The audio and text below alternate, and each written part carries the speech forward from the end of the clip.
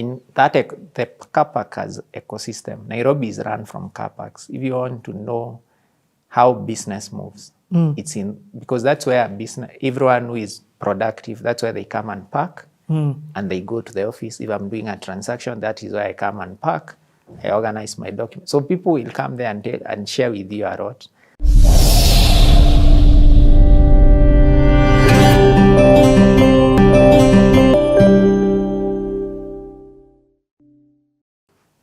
CTA with Ken, video 4. You know, I'm really loving this leadership series that we're currently on. By that, I'm talking about the different speakers who are coming and who will continue to come throughout this year. Because when you hear leadership, sometimes people see the perks and the toys, the gifts that it comes with. They see the prestige. But rarely do we get to hear this other side. Dependable, words like dependable, words like integrity, words like hard work. That's the foundation of what it takes for people to be leaders. That's the distinguished factor between leaders and the rest of the group. Today with us, we have a leader in the room who I'm excited, also a professional within the real estate industry. And he's going to be sharing a lot, and he's already shared so much. So if you're catching us here, I always say, go back and watch from the first episode, because it gives context to what we're going to talk about. None other than Ken Mbae. Mbae is a Meru name, eh? Yes. Yeah, it is, eh? Yeah. Yeah, okay. So that's my father's name. That's your father's name? Yes. Okay. So where we've left the conversation is 2010. Yes. I want to hear where this is going. For context, you are in Nyanyuki, you're working at Sportsman, you've touched the hako. In fact, for you want to go back, but I like what you've said, you want to go back to sales. You have a diploma and you have a degree. Yes. Hey, tuendelee. So of course I go back to the club, and my mom says this would be a tragedy in our own words to be here in Nyanyuki. You need to get out of here. You either apply for a scholarship, you go elsewhere. You need to evaluate going to India or other places where people go, or you go work in Nairobi. You can't hang around here. So through our network, I get an internship. I can't just wait. Your mom is incredible. Like, she identified that you are a big fish in a small pond. I don't know, she didn't want me in Nyanyuki. However, it's explained. Yeah. There's no way I was going to go through campus and just hang around in Nyanyuki. So she said, she got me an internship, one. And yeah, then I came to Nairobi. Yeah. So this internship was in Centum, but we were running Centum as a parking between Utalii House, and it had a parking lot. Yeah. There's Utalii House, there's Raiko Regency, and yes. there's that empty plot over there. Oh, that was a Centum? Yeah, that was a Centum property. So my internship... Wait, between Utalii, in town? Utalii House, yeah, Utalii House, there's Uhuru Highway. Yes. There's Utalii House. Even now it's empty. There's a bank, Barclays. Yeah, before Barclays. Yes. There's Raiko Regency. It was initially which was Grand Regency. So it touches the highway. There. Yes, I know. That's a Centum parking. It was sold eventually, but it was. That's a prime piece of land. It's prime. It was being run as a parking. The boss who was running it was James Moria's driver. So that was my boss. And we used to park cars. So this was not as lucrative as me being in the club. What? So what I used to do was to write receipts. So people used to pay, was it 200 bob? 200 bob. I write receipts. You are joking. And I bank the money. My boss was Peter Mboro. He was driver to James Moria. So I used to work there every day. I liked the job. Now the reason I liked the job was unique, because no one knew whose parking it was. It was like a father and son. People would see us like father and son. So someone would come and leave their car there. These are Range Rovers, it's all the big cars. You park them.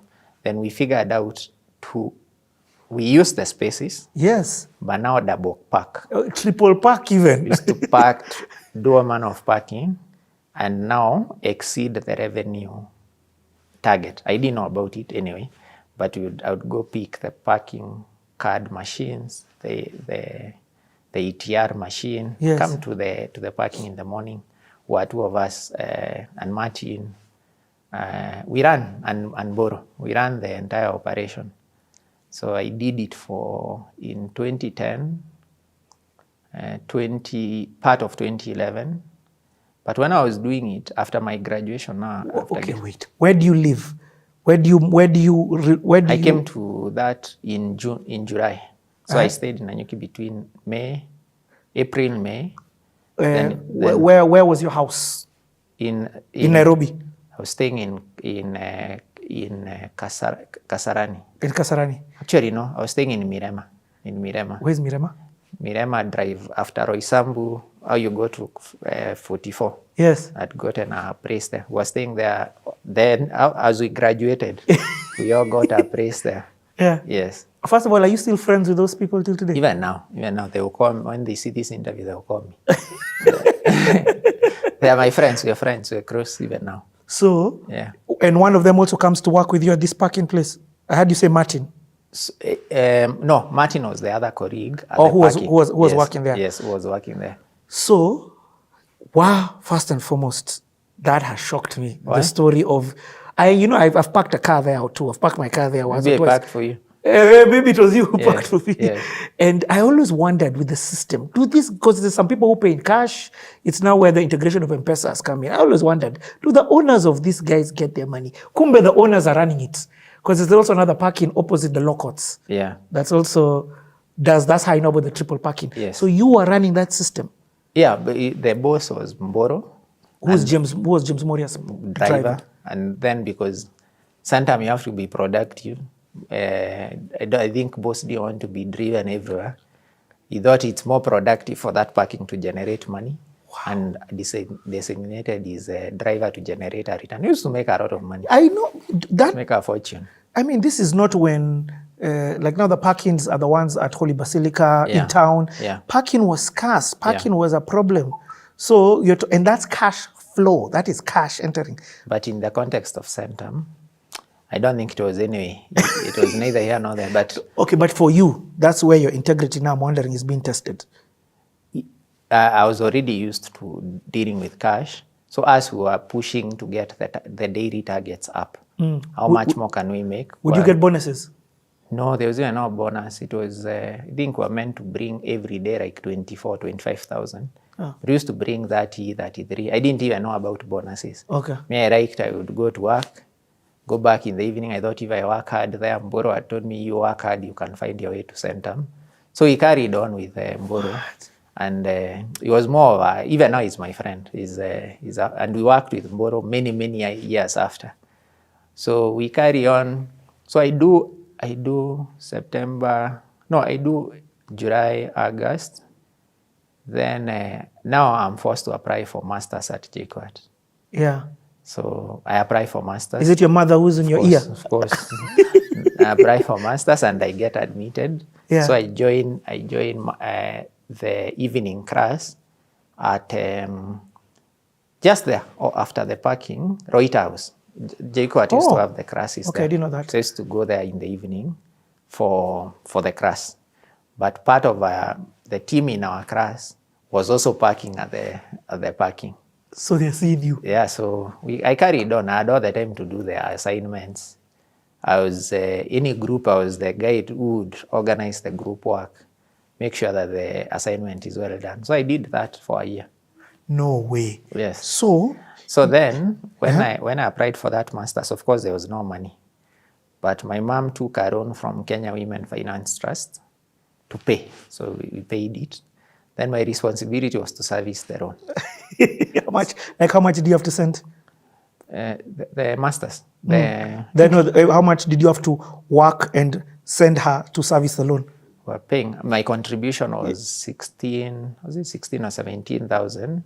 Wow. And every month. That That's I a would send. lot. I mean, at that time. But I was being paid there at the parking, I think 30,000 or something. So I wasn't badly off.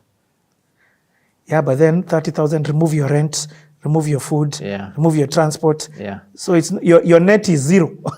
Yes, but also there was, when you graduated from KU, there was a bit of online writing. People used to do those online writing stuff. And I'd partnered with one of my classmates, the guys who were in high school with. So they were doing online writing. So we're also getting a bit of additional cash. So this is your side gig? Yeah, but I didn't pay attention to it. But anyway, I was comfortable. Okay. So I finished. Then I was required to do... but what's your goal? Your goal is now Centum internship. So you've seen... My goal is to get a permanent job. I even applied to join KCB. I got a job. And then I went to do even the medical test, and I was meant to go. Then I spoke to Mboro and everyone. They asked me, now when you go to KCB and start as a field officer or a terror, when will you end up at the top? So that's how I knew that one ended. So I was wondering, they asked when will you now, if you start there, when will you end up at the top? So, okay. Ken, your story is so incredible. And I'm cognizant that this is the majority of the country. Mm. The majority of the country is this story. Yeah. And the inspirationalness of it is just where you have started from. I didn't know this. Remember I tell you, CT is a research. Mm. You have started from the bottom. In my head, I never thought I'm at the bottom. Never even thought about it. For real? Yes. So for you, it was just, what was it? In fact, that's what one of the questions I wanted to ask you is, you're going to class with the people whose car you're parking. Yeah. What was your master's for? And how did it's an MBA in strategic management. I didn't see anything. They were all successful. In my head, I knew it's a function of time. Oh. It's not if, it's a function of time, because what I'm doing and what they are doing, they're explaining to me, I can see we'll end up somewhere. So it's a function of time. Oh my God. Yeah. So you had no doubt as to where you are today? Even where I am, it's not that I'm successful. I'm just a demonstration that you can be something if you work hard. Now, if I have to live another 60 years, I have to work 10 times as hard. If I continue working hard, doing the best I can, giving more than I receive, I can then sustain this and be something. So I'm not successful. I'm just a demonstration that you can. It's possible. First of all, you are successful in the essence of, I'm not talking per se from the financial, I'm talking about achievements, what it is that you have been able to accomplish. Yeah. And I don't want to downplay it, you have been involved in building and bringing to life some landmarks in this country.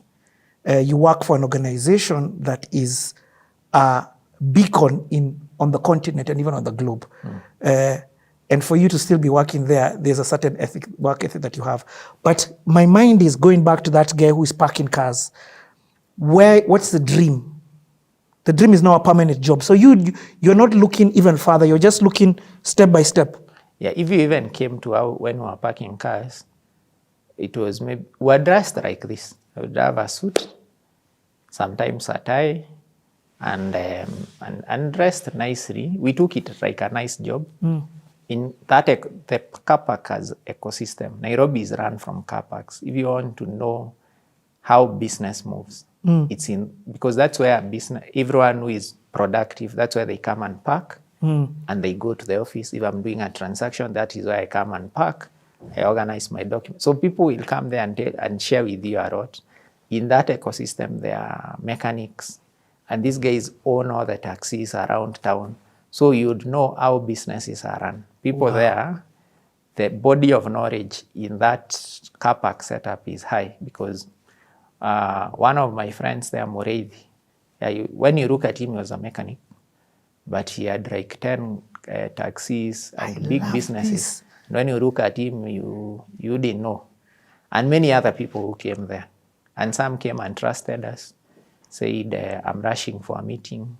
The guy just has a brand new Range Rover. You drive him, you go around the town, you come back, you park. So it taught me that if you can be trusted, people sort of create networks. Oh. Yeah. Yeah. Trust. You know, there's something that you've said that I love. You know, a lot of people have outward appearance, myself included, which I've had to beat out. You judge people by their exterior. It's a normal human reaction. Yeah. You get? So you have to sort of force yourself to think differently. You're looking at this mechanic in a pro box, not knowing he owns half of the taxis in the place. Yes. Or he has 3 matatus. His cash flows are on another level as compared to you, even though your car and your look is different. Yes, and you take forms to apply for they're applying for vehicle, for asset finance. Now they're upgrading from the taxis, from matatus. Now they want to do 33-seater buses. Oh. So they come and you fill in the form. So you can tell how they do their numbers. Just say my repayment is 96,000. This is the number of trips I need to do. By date this, I'll have covered the 96. The rest is my money. If I pay this, that will buy the next one. So you're just being taught practical business. So, exactly. So you're not in a car park. You're in life school. You're in business school. Yes. But they would come to you because they know you've gone to school. But now you're being taught many things. You know, I've bought wipers in those places. Yes, Nice. So my mind is connecting to, I've bought wipers here. There's a whole ecosystem in this space that is beyond what you would think about car park. Yes. This is what it is. It's just businesses and consumers. Consumers are guaranteed to come here. Yeah. Okay. So you're in school. Now tell me more. So I finished MBA. JKUAT. I even got a job. That job I was describing, KCB, but I didn't pursue it. Then now I needed to do an office setup internship for the MBA. That's how I ended up in Centum in the office. Then I ended up in a department called real estate. It's part of the department that owns parking.